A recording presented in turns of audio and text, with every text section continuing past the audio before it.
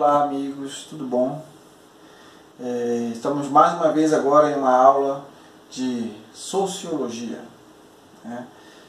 Essa disciplina que nos ajuda a entender a sociedade, entender os pensadores que realmente contribuíram para nós entendermos a sociedade contemporânea, baseada nesses pensamentos, na observação desses pensadores, na teorização sobre o comportamento, sobre a vida, sobre a estrutura social, né? Então, vamos para a nossa aula. Introdução.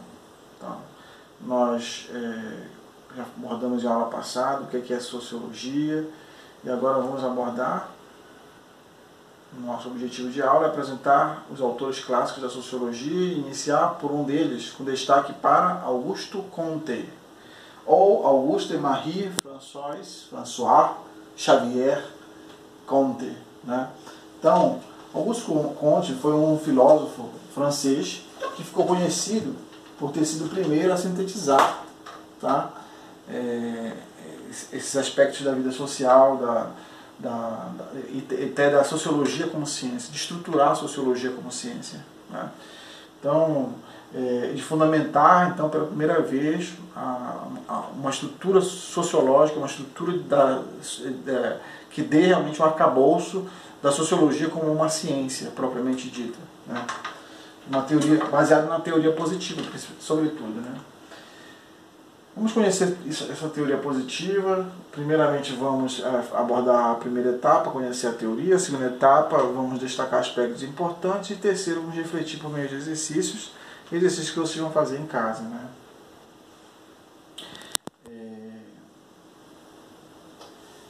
Ao estudar a realidade brasileira dentro do contexto do capitalismo global, não devemos deixar de estudar a teoria social clássica, senão correremos o risco de precisarmos reinventar continuamente a roda. Ou seja, ao reestudar as mesmas questões sociais, chegaremos sempre ao mesmo resultado, até porque, de uma certa maneira, se formos considerar a sociedade como modos de produção, mesmos modos de produção pré-capitalistas, aquilo que chamam de modo de produção asiático e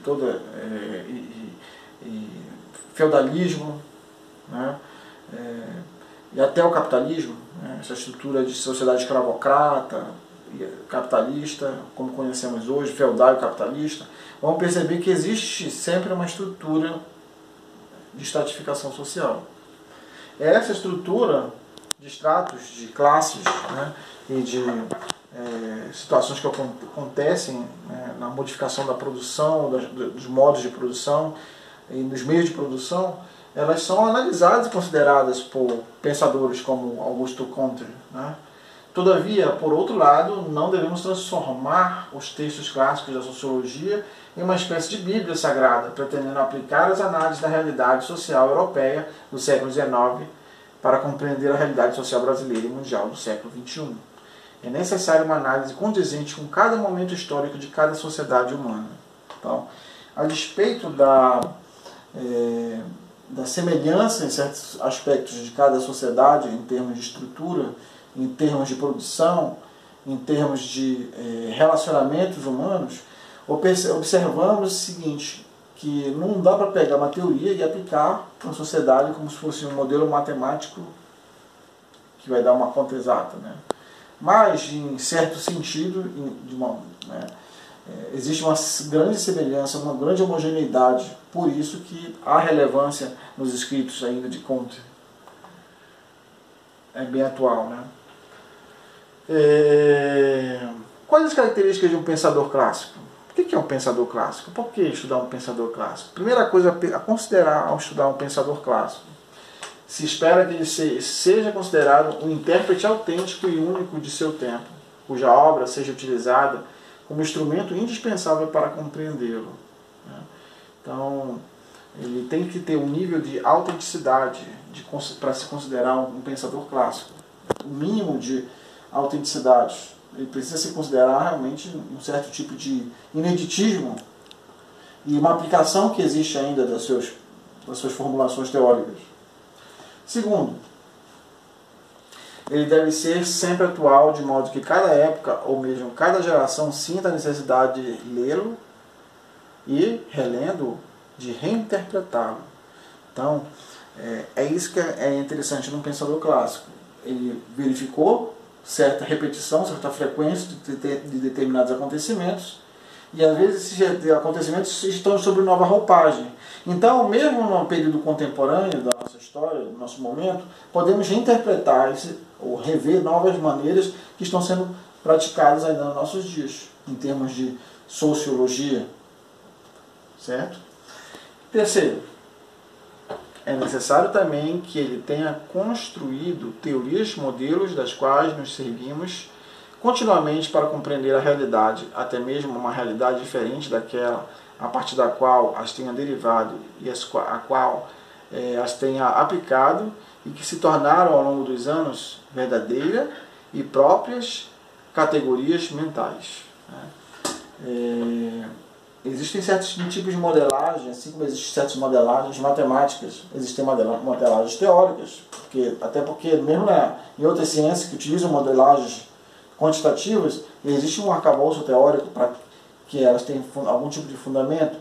Na sociologia existe também uma estrutura de estudo da realidade e aplicação dessa teoria na estrutura da realidade, embora não necessariamente nos mesmos moldes quantitativos. Pode utilizar ferramentas apenas para poder atestar a realidade, mas que existe certo nível de aplicação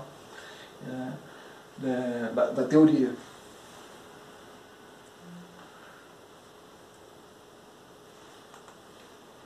Aqui nós temos esses filósofos, os clássicos da sociologia. Emile Durkheim, com as regras do método sociológico.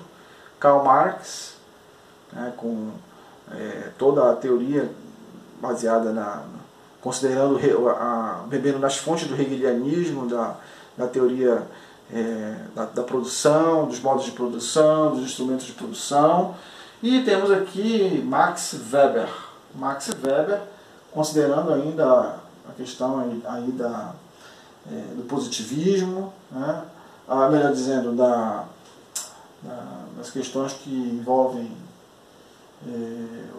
o método de estudo burocrático, da burocracia, dos modelos patrimonialista, que nós estudamos na administração pública, burocrático, estruturando a estrutura social da administração pública, e outras questões que envolvem Max Weber. Max Weber vai ler mais além disso, também considerando economia e estudos da economia, juntamente com a sua teoria sobre teorias que ele tem sobre liderança e várias outras apresentações próprias do Weber. Esses aí são dos clássicos. Nós aqui vamos trabalhar com Durkheim. Na próxima aula, hoje, Augusto Comte. Aqui nós temos os clássicos da sociologia do século XIX. Essa sociologia conheceu 3 pensadores sociais que desenvolveram teorias interpretando a sociedade capitalista, e são eles: Karl Marx, Durkheim, que continuou o positivismo de Augusto Comte, e Max Weber. 3 pensadores são denominados os clássicos da sociologia. Então vocês observam aí que o Durkheim, que nós vamos ver das suas obras mais inéditas e utilizadas até hoje, que são as regras do método sociológico. Aqui nós temos um videozinho que apresenta esse continuismo de Durkheim, de Augusto Comte, Weber e Marx. Aqui nós vamos falar de Augusto Comte. Augusto Comte é considerado fundador da sociologia. Seu nome todo era Isidore Auguste Marie François Xavier Comte. Ele era filósofo e sociólogo, natural de Montpellier, França. Nasceu em 1798 e faleceu em Paris em 1857. Esse emprego do termo, Comte é considerado o criador da sociologia e do positivismo. Após exaustivos estudos da estática e dinâmicas sociais, idealizou uma sociedade modelo, tendo amor como princípio, a ordem como base e o progresso como fim. Vocês já viram, com certeza viram e lembram, que na nossa bandeira, a bandeira do Brasil, ela tem esse lastro do positivismo. A ideia de ordem e progresso, e alguns parafraseando isso, a ordem do progresso, ela na verdade é baseada na teoria social de Augusto Comte, do positivismo, que precisa haver uma ordem e essa ordem vai levar a um certo progresso. Por isso que é ordem e progresso. No positivismo, a definição de positivismo, nós vemos aqui, é uma corrente filosófica que surgiu na França no começo do século XIX. Os principais idealizadores do positivismo foram os pensadores Augusto Comte, John Stuart Mill, contemporâneo e também ajudou, de certa maneira, um admirador de Comte, né? E até mesmo nós vemos que Saint-Simon, o Conde Saint-Simon, ele também se aproximou, eles caminharam juntos em termos de ciência, né, com Augusto Comte. Esta escola filosófica ganhou força na Europa na segunda metade do século XIX e começo do XX, período em que chegou ao Brasil. Quais são os princípios do positivismo? O positivismo defende a ideia de que o conhecimento científico é a única forma de conhecimento verdadeiro. Então, ele se baseia na questão da ciência, de estabelecer realmente regras para a ciência, para estudo, e da metodologia de estudo da ciência para se afirmar como ciência, né? De acordo com os positivistas, somente pode-se afirmar que uma teoria é correta se ela foi comprovada através de métodos científicos válidos. Os positivistas não consideravam os conhecimentos ligados às crenças, superstição ou qualquer outro que não possa ser comprovado cientificamente. Para eles, o progresso da humanidade depende exclusivamente dos avanços científicos. Campo de pesquisa, então, do positivismo, a herança francesa do iluminismo e as ondas de choque da Revolução Francesa levaram Comte a examinar a sociedade a partir de um estudo científico, curso de filosofia social. Esse período aí da Revolução Francesa, 1830, 1842, e aí culminando então, né, na Revolução Francesa, esse aí do curso de filosofia social, né, nós estamos mencionando, mas menciona junto à Revolução Francesa, nós observamos o seguinte, que existia na verdade um despertar da ciência. A ciência já não queria ficar mais no período da Era das Trevas, no período realmente em que o sistema religioso, né, envolvendo ali a Igreja Católica e todo aquele sistema, ele fez com que a ciência analisasse os fenômenos, melhor dizendo, as pessoas analisassem os fenômenos do ponto de vista teológico, teos, do ponto de vista do divino, de Deus, né? Então tudo era atribuído a Deus, que fez isso, que fez aquilo, os fenômenos naturais eram Deus, então as pessoas não estudavam a ciência, elas não buscavam entender o científico, a origem do fenômeno. Então foi realmente importante essa questão que envolveu o despertar da ciência por meio do iluminismo, né? E de focar em buscar evidências científicas para o que se apresentava, né, para qualquer fenômeno. A filosofia social, no princípio, né, depois do termo híbrido grego-latino, sociologia. Sociologia, estudo da sociedade, dos fenômenos sociais. Etapas do pensamento. Lei dos três estados, no qual o conhecimento está sujeito, em sua evolução, passar por três estados diferentes. Segundo essa lei, o espírito humano teria passado por três fases sucessivas. Então, quais são essas fases sucessivas do pensamento? Então, nós temos o primeiro estado, o teológico, teos, Deus, lógico, dessa verificação, desse estudo, dessa consideração lógica. Pensamento místico, em que o mundo é dominado pelas considerações do sobrenatural, religião e Deus, né? Fetichismo, o culto de objetos materiais, magias. Então as pessoas elas tinham uma narrativa mais mitológica, uma narrativa mais, entre aspas, teológica, né?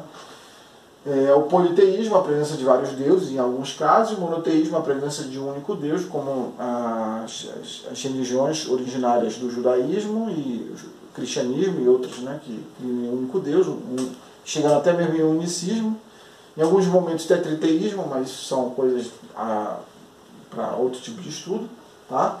Mas, de certa maneira, existiam muitas e muitas religiões ainda, que vários deuses, e atribuindo fenômenos que são científicos, né? Na verdade, em essência, essencialmente, de origem, que realmente explicação pela ciência, né? Mas, que tem uma explicação na ciência, nesse sentido, que fenômenos que têm uma explicação científica, baseado atribuindo essa narrativa mitológica, né? Segundo estado, metafísico. Então, nesse estado metafísico, nós vemos aí as atrações do sobrenatural são substituídas pelo pensamento filosófico sobre a essência dos fenômenos, né? Então, existe essa relação aí não é mais essa narrativa focada no teológico, no mitológico, mas ainda não é ciência como o positivismo. É uma transição entre o teológico e o positivo, né? É um ramo da filosofia que estuda a essência do mundo, se ocupa em procurar responder perguntas tais como o que é real, o que é natural, o que é sobrenatural. Estudos que vão além da natureza, além do físico, além daquilo que se possa ver ou tocar. Então, vai além do mitológico, busca realmente entender, ou seja, além da física, né? Mas ainda não é ciência, propriamente dito. Reunião de todas as forças numa só chamada natureza, o panteísmo. Deus está em todo lugar, tudo é Deus, né? Tem contato em todas as coisas. Então, ainda existe uma espécie de transição, né? Entre, como eu falei, é uma espécie de transição, o estado metafísico. E, finalmente, o estado positivo, tá? A ciência é a observação cuidadosa dos fatos empíricos. O teste sistemático de teorias tornam-se modos dominantes para se acumular conhecimentos. O uso das leis científicas da matemática, astronomia, física, química, biologia e lógica, né? Então, há uma sistematização das teorias, há uma dominância, né, da busca pelo conhecimento, da busca pela comprovação das coisas, pela evidência das coisas, buscar realmente encontrar evidências, ou seja, elementos que atestem, fatos que atestem realmente, podem ser testados também pela ciência, né? Bom, quando consideramos aqui esses principais clássicos da sociologia, depois de falar do pai, né, do principal, nós temos aí Émile Durkheim, quando nós estudarmos regras do método sociológico e essas questões que envolvem a sociologia de Durkheim. Ele é um pensador que nasceu em 1857 e morreu em 1917. Ele foi um contemporâneo de Max Weber, né? E também, em certo sentido, também uma espécie de... esses dois filósofos principais são contemporâneos, né? Então, com Durkheim, nós vemos aí que o objeto dele é o fato social. O que é fato social? Qual o método de explicação das coisas? Ele dá foco no método para explicar as coisas. Max Weber, 1864 a 1920, né, como contemporâneo de Durkheim, tem como seu objeto da sociologia a ação social. Foco na ação, na praxis social, né? O método, a compreensão social, certo? E Karl Marx nasceu em 1818, faleceu em 1883. Ele já estava em uma certa maturidade, enquanto Émile Durkheim e Max Weber eles eram bem mais contemporâneos e quase de idades em relação à distância de Marx bem diferente, né? As idades deles eram semelhantes e Marx já estava bem no final já da sua vida, né? Observa aí que Marx, objeto da sociologia de Marx são as classes sociais, as diferenças de classe, aquilo que se chama de a exploração do homem pelo homem. Ele apresenta a questão da mais-valia, da história, do estudo dialético, da história, do materialismo histórico ou científico ou dialético, né? Então ele tem um método da dialética, ele apresenta, mas ele as questões sociológicas, mas do ponto de vista econômico, do ponto de vista, o social visto do ponto de vista econômico, o social visto do ponto de vista bebendo nas fontes da filosofia hegeliana, né, de análise da sociedade, para análise da sociedade. Então nós temos aqui um vídeo sobre Augusto Comte, numa sociologia animada, tá? Vocês assistam a isso, o vídeo, muito bom, tá? Leia o artigo aqui, faça anotações durante a leitura de forma que você identifique suas dúvidas, tá? Tem aqui também um artigo, tá, sobre positivismo de Augusto Comte, o segundo artigo. Todos são referências para vocês lerem e aprofundar os conhecimentos. E finalmente os slides seguintes para um pequeno vídeo que resume os conceitos que vimos nessa aula. Sobre positivismo, aí vocês fixam o conhecimento, o estado positivo, né? Se nós formos analisar, para os críticos do positivismo, né, eles dizem, não, a pessoa só analisa as coisas, os fenômenos do ponto de vista positivo. Se fulano roubou a galinha do vizinho ou de alguém, ele vai preso, né? Mas que coisa trágica, podia ser para alimentar a família dele e ele, né? O ladrão de galinha, mas qual foi realmente o motivo que levou ele? Qual foi o fenômeno que levou a pessoa a fazer isso? Pessoal, realmente existem muitos críticos de Augusto Comte, sobre essa questão de a pessoa só vê a vida, o que é positivo, como se fosse sem uma consideração do que porque levou a pessoa a fazer aquilo ali do ponto de vista econômico, financeiro, como apenas uma mera exclusão social. O método positivo, ele busca a ciência para testar, analisar a realidade. Essa que é a questão do método positivista. Então, não é por aí uma análise muito superficial, né, de Comte, só considerando isso. Baseado no que foi estudado nesta aula, o que é positivismo? Então vocês reflitam sobre positivismo, sobre o que nós vimos sobre positivismo. Lógico que na sala de aula geralmente nós vemos mais coisas, né? Então é apenas um momento rápido para nós analisarmos aqui sobre positivismo, algumas características do positivismo, e vamos aprofundar um pouco mais isso, né, em outras aulas, tá? Mas inicialmente eu fico essa deixa baseada nesse slide, tá? Para nós aprofundarmos depois. Chegamos à fase final dessa aula, portanto, baseado no que você estudou, produz um texto de 30 linhas e explicando sobre o que é positivismo, tá? Chegamos ao fim desta aula, portanto, desejo um ótimo estudo a todos e que façam revisões periódicas do conteúdo estudado. Não esqueçam de cuidar da saúde e manter o isolamento social. Lembre-se, vai passar. Pessoal, aqui eu me despeço de vocês, tá? Fiquem tranquilos, fiquem com Deus. Eu sei que falar fiquem tranquilos num momento como esse, às vezes pode parecer que realmente é uma coisa do outro mundo. Mas o que fazermos nesse momento?